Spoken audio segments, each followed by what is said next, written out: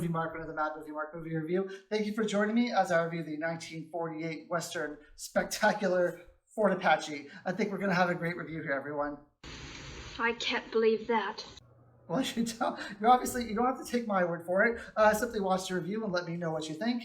I am reviewing every movie that has 100% fresh rating on Rotten Tomatoes. I will give them all a score of 1 to 10. After I watch them and score them all, I will rank them from worst to best. I started in the 1920 silent movie era, and now I'm at 1948 with For Apache. This movie has 100% fresh rating from the critics and an 82% fresh rating from the audience. It stars John Wayne as Captain Kirby York, Henry Fonda as Lieutenant Colonel Owen Thursday, Shirley Temple as Philadelphia Thursday, and John Ager as Second Lieutenant Michael Shannon O'Rourke. Now, I had no idea that Shirley Temple acted in her 20s and later on in life. I remember her as the Animal Crackers in My Soup actress, so it's kind of interesting and neat seeing her act a little bit older. And apparently, she was married to John Ager, who's also in this movie, and she was pregnant at the time. So I think, given all that, she actually did a pretty good job. So when we are first introduced into this movie, we are shown Lieutenant Colonel Owen Thursday, who was a fighter he held a prominent position in the American Civil War. He has been given the command of this troop at Fort Apache. With him is Captain Kirby York, who was already at Fort Apache, and his men thought that since he fought in the American Civil War, and he did so gallantly, that he would have been the one to take command. But did not happen. It's Lieutenant Colonel Owen Thursday, played by Henry Fonda, and when he comes into Fort Apache, he has a bit of a chip on his shoulder because when he rides in, no one knew of his coming because the telegram services were down, and he is a bit annoyed by this because he wanted this big pomp and circumstance, and he wanted everyone to throw him a party, and it'd be a really big day that Captain Thursday is here to take over command. But none of that happened. He ends up having to take a ride with Lieutenant Michael Shannon O'Rourke. Unless it's the custom at Fort Apache to provide transportation for incoming second lieutenants and leave a commanding officer to travel Shank's mare. You will, of course, sir, accept my ambulance. They ride together, they ride into town, and when they get there, there is a birthday party going on for George Washington, and everyone dances, and there's a lot of merriment, and everything at first is great. So we soon find out that Philadelphia Thursday, who is, of course, the daughter of Captain Owen Thursday, she begins to have these feelings for Lieutenant Michael Shannon O'Rourke. She's trying to give him hints that she wants to date him, but he's a bit clueless at this point, and he doesn't, what we can tell in the movie, what they're telling us, is that he doesn't understand this, and he doesn't understand that she wants to date him. I didn't say I didn't want to see you. Why, you did so. I asked you if you wanted to see Father or me, and you said, your exact words, well, neither really. And he's also, below rank of Owen Thursday, so he doesn't know if it's going to be the best idea to date her. We soon realize that Colonel Owen Thursday is not happy to be at Fort Apache. He wants to be at a place where he can gain a lot of prominence, where he can fight gallantly, where he can, be remembered as this great hero. And he doesn't think that Fort Apache can do that for him because he sees the Apache as a lower standard of Indians. He says like the Sioux and the Cheyenne, they're the big game. They're the ones that he wants to fight. They're the ones that he wants to defend America against. Not the Apache. The Apache are, to him, are lower ranked Native Americans. They don't deserve his prominence. They don't deserve this great American future hero that he's going to be. The Sioux and the Cheyenne. We are asked to ward off the gnat stings and flea bites of a few cowardly digger Indians. But Captain Kirby York says, hey, I've been here for a while, and I can tell you that that's just not true, that the Apaches are a great civilization. They are a great war tribe. They are not only respected people in this area, but they are also great fighters. And if it ever came to that, I don't know if we would want to go against them. But Lieutenant Thursday, he doesn't listen to any of this. In fact, he doesn't really listen to a lot of people. He is someone who is by the book. He is about rank. He's about order. He's about even if something does someone does something wrong and they're an American soldier, that they should be respected, that they should be, we should stick up for them because they're part of the American mold that holds everything together. This comes to light later when we learn that Silas Mitchum, who runs the Indian reservation on Fort Apache, that he's been treating the Native Americans very poorly. And he has been doing this because he also sees them as a lower class of people. He sees them as children. He sees them as, we don't have to treat them well because they'll always come back. We give them shiny things and they'll love us, They'll play with it for a long time. And as long as we keep giving them shiny things, we don't have to treat them well. We don't have to treat them with any respect because they're savages. They're a lower level of people. That's what he believes. The same really that what Colonel Thursday believes. Whiskey but no beef. Trinkets instead of blankets. The women degraded, the children sickly, and the men turning into drunken animals. So Cochise did the only thing a decent man could do. He left. And when Colonel Thursday and Kirby York go up to approach him and say, did you know that some of the Native Americans left your reservation and that they're possibly trying to meet up with Cochise so that they can rally some kind of rebellion against Fort Apache? He says, yes, I know that they left, but they're not a war party. Those aren't my Native Americans. It must be someone else. It's some other Native Americans that you're talking about. Captain Kirby York then starts to kind of put Silas Mitchum in his place, but Thursday says, hey, don't talk to him that way. He's a member of the American Army and he deserves your respect. They then decide that they're going to send Kirby York on a mission to talk to kind of scout. They're going to send a scouting party to kind of see what they can find. So Kirby York goes and he goes with the scouting party, which is attacked.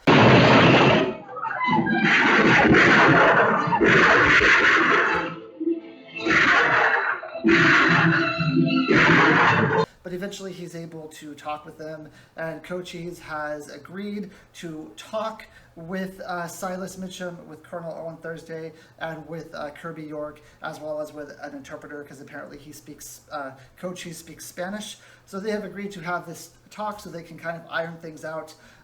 Thursday sees this as an opportunity to turn his back on Cochise and to attack and to, really become this leader, this war hero that he wants to be. Kirby York says, no, this is a bad idea. I had this ironed out to where we're going to just have peaceful talks with him. If you do that, he'll think that I'm lying to him, and I'll lose all respect I have with the Native Americans in this area that I took a lot of years to build up, so I really don't want to lose that respect. But Thursday doesn't care. He could care less. He wants his glory. He wants his fame. He wants his, he wants to be the guy that people read in the history books. Colonel, if you send out the regiment, Cochise will think I've tricked him. Exactly. We have tricked him into returning to American soil, and I intend to see that he stays here. Colonel Thursday, I gave my word to Cochise. So he decides that he's going to mount his men, and they're going to go and they're going to attack Cochise, and they're going to save Fort Apache. So they all get together, they ride out. Thursday's not able to see where Cochise's men are. He looks every which way and he doesn't see anything. And he says, York, I don't understand. Where are they? I'm looking out this way, I'm looking out that way. And York would say, well, if you were like us and you look to the south, you would notice that they're right there behind, they're right there. So they turn around and there's Cochise's men, and Cochise outnumbers York's platoon by like 4-1. But if you'd have been watching the dust swirls to the south like most of us, you'd see that they're right there.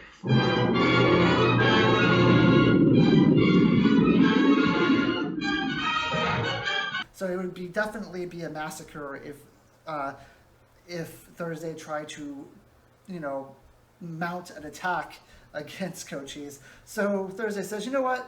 I agree with you, York. Let's go talk to him. I'm going to honor your wishes, and let's go talk to them. So he talks to Cochise and his men. Cochise basically says that Silas Mitchum has treated them poorly. He's ran them off their lands. He's denied them the basic needs that someone needs to live, and that they're no longer going to allow themselves to live on this reservation as long as he's there. What did he say? Well, sir, a free translation would be that Meacham's a yellow-bellied polecat of dubious antecedents and conjectural progeny. Coach's words, of course, sir. So they offer an ultimatum. If you get rid of Silas, we'll go back and we'll live how you want us to live on the land. All you have to do is get rid of him, and everything will be ironed out. Everything will be perfect. Well, of course, Thursday decides that he doesn't want to do this because Mitchum is a respected member of the United States Army, or a respected member of the United States, and there's no way that they're going to negotiate with savages. So he says, you meet me here tomorrow and we're going to fight, basically. Meet me at the playground after tomorrow at noon and we're going to scrap. Tell them I find them without honor. El coronel lo encuentra sin honor. Tell them they're not talking to me, but to the United States government. No le está hablando a él, sino al gobierno americano. Tell them that government orders them to return to their reservation. El gobierno le ordena que regrese a su reservación. And tell them if they have not started by dawn, we will attack. Basically. So they go their separate ways. The next day, the platoon rides out to meet Cochise, and York says this is a bad idea. There's a lot of you can see there's a lot of dust down there, and I believe that the Cochise's men are hidden amongst the dust. It's it's the way they fight. They hide themselves, and then if you go in and you try to go in and fight them, they come out. And Thursday doesn't believe this is true because this is too great of a military tactic for any Native American to come up with. So he thinks that this is all rubbish and there's no way that this is true. And he decides that he's going to ride his men, in groups of 4, straight through this patch of dust. Gentlemen, march your troops. We'll charge in a column of 4s. Mounted in 4s? That's suicide, Colonel. I tell you, they're down there. Captain York, you're relieved of command of your troop. And York says, what? This is suicide. You can't possibly do this. I've been here for years. I'm telling you, this is suicide. And then Thursday relieves him of his duty, and he says, if you're going to be a coward, I don't need cowards in my unit, so you can just off with you. And then once Kirby York is relieved of his duty, he goes and he takes John Anger, and he says, hey, they don't want you to fight either. So I don't know if that's ever mentioned by Owen Thursday, but I think that York is just trying to save Lieutenant Shannon O'Rourke. So they go off on their own. They kind of sit on the sidelines while Thursday rides in with his men. And of course, when he rides in with his men, it's a complete massacre.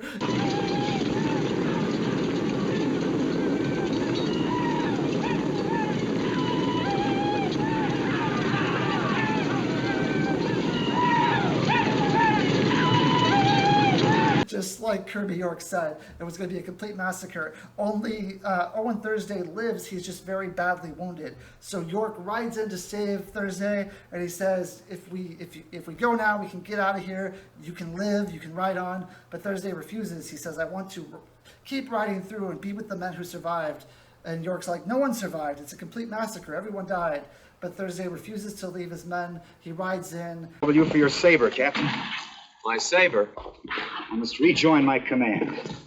Command is wiped out, sir. There's nothing we can do about it. I'm not asking your opinion, Captain York. There's a few of his men still alive. They're kind of like in this little ditch. Thursday joins them in the ditch, and then everyone in that ditch dies. So all of Thursday's men who rode in with him died, and at the end we just have Michael Shannon O'Rourke and Colonel York that are alive. And the end of the movie, we're shown a kind of a hanging picture of Owen Thursday. We have his sword that's kind of displayed, and everyone's talking about how he was this great war hero and how he fought off the Native Americans who were wearing war paints and feathers in their head, which isn't true. None of them look like that, but that's what's like handed down from generation to generation. That's the stories that are handed down. And Colonel Kirby York says, yep, that's exactly how it happened. That was a magnificent work. There were these massed columns of Apaches in their war paint and feather bonnets. And here was Thursday leading his men in that heroic charge. Correct in every detail. Also at the end of the movie, which is something that I forgot to, which is a plot point that I forgot to add here. So Philadelphia Thursday, because, I don't know, I didn't think that this was a really needed plot point in the movie, but Philadelphia Thursday and Shannon O'Rourke end up falling in love with each other. He ends up proposing to her. She ends up accepting. Now there's a lot of friction here because Owen Thursday doesn't think that Shannon O'Rourke was good enough for his daughter, that he doesn't rank high enough, that he doesn't have enough prospects, and that she's dating kind of a lower officer. He got into West Point because his father was like a high medal recipient, and that means he was able to get in without any real qualifications himself. So Thursday doesn't think that he is good enough for his daughter. At the end, though, they end up getting married. I think they have like a child at the end also. So it ends up pretty well for them, and that's basically the whole movie here. So what did I think of this movie? Well, you know, there's aspects of this movie that I really enjoyed. I know I kind of, at the end of the review here, I pigeonholed the relationship with Philadelphia Thursday and Shannon O'Rourke. But there's actually a lot of women presence in this movie, which you don't really see a lot in Westerns. In fact, you hardly ever see the women play a predominant role in Westerns at all. But in this one, there's a lot of airtime for the female presence, and Shirley Temple actually, you know, she plays a pretty big role in trying to get the O'Rourkes and the Thursdays together and, you know, live in harmony and like each other. So I like that. I like the fact that there's a woman presence here that maybe at this point in Westerns, I need to see more Westerns after like in the 50s and 60s. I've seen a lot of modern day Westerns, but I guess I haven't seen that many like after For Apache in the 50s and 60s and those times. But I'm hoping that maybe women after this, women have a larger presence in Westerns, but I don't really know. But it's nice to see. Also, this is also the first time in a Western that I've seen really the Native Americans have a much larger attack party than the Americans. They are actually like stronger militarily than the Americans, and I've never seen this before, and it's actually really nice to see a fight where the American cavalry didn't win. And don't get me wrong, I'm all about America. Like, I'm American, I love America, but every now and then, you know, the Native Americans were treated really poorly, so every now and then you want to see them win something, give them a win. And I really enjoyed that. And the fact that Thursday thought he was going to be really cocky and that he was just going to go into this because he thought the Apache were a band of misfits and that they didn't know how to defend their own land, they didn't know how to fight, and then he loses, I thought was fantastic, personally. I really enjoyed that. And it's also weird seeing John Wayne kind of step up for the Native Americans in this movie. Normally, the Westerns I've seen with him so far, he definitely doesn't do that. He talks about them as savages. He normally talks about them poorly. He's usually pretty racist towards Native American Indians. But in this movie, he at least fights for them a little bit. Now, that being said, there is a lot of racism here towards Native Americans. But at least at the end, they're shown to be large in numbers. They're shown to be a people who are respectful. You know, they're shown to be a people who just want to be able to have lives like everyone else. They just want to live a quality of life that everyone else is allowed to live. They're not asking for much at the end of this movie. They're just asking, we don't want to be treated poorly anymore. And I think that that's not a very terrible thing to ask for. So that's also nice to see that at the end they actually are able to triumph and they're able to, earn some dignity back. And now the people at Fort Apache are going to think twice about, belittling these people, hopefully, and thinking of them as a lesser military presence. So I thought that was really great as well. All in all, I thought this movie was a really good Western. It's definitely not my favorite Western of all time, but Henry Fonda, this is really a different role for Henry Fonda as well. I'm not used to him being the villain. I'm not used to him being sort of racist, and I'm not used to him being somewhat ill-tempered towards other people. So this is definitely a different role for him, and he does a really good job with it.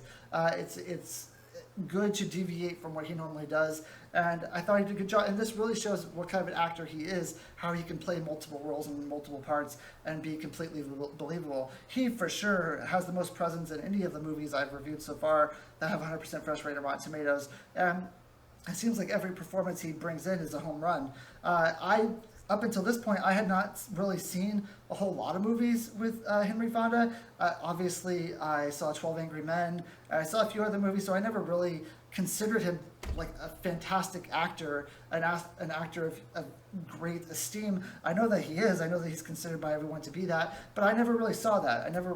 I never pursued him as an actor, like pursued the movies that he was in, and I'm happy that I'm doing this because I get to see how great of an actor he is, and I thought he did really well. John Wayne, also really good performance. I feel like he's getting better with each movie that I see him in. He's owning his craft a little bit better. He's more confident as an actor as I get to see him progress through the years. And also Shirley Temple. Now Shirley Temple, not a fantastic acting performance from her. She doesn't have a whole lot to do here, but you know, she does well enough to make it believable. She does well enough to let the role, you know, to progress the role as the movie's going on. But she does okay, not fantastic, but she does a pretty good job. I would say that the cinematography is really good. Most of the Westerns that I watch, the cinematography is absolutely fantastic. I don't have anything bad to say about it. The script was great as well, I thought. Like I said, the ending, at the ending, I really thought that Thursday was going to somehow live, but but he didn't, and I thought that was great. So yeah, all in all, this was a good Western. Like I said, not the best Western I've ever seen, but it's definitely a good Western, and I will give it an 8 out of 10. Thank you. I hope you join me for my next review, which will be Kind Hearts and Cornets. Hope you have a good day.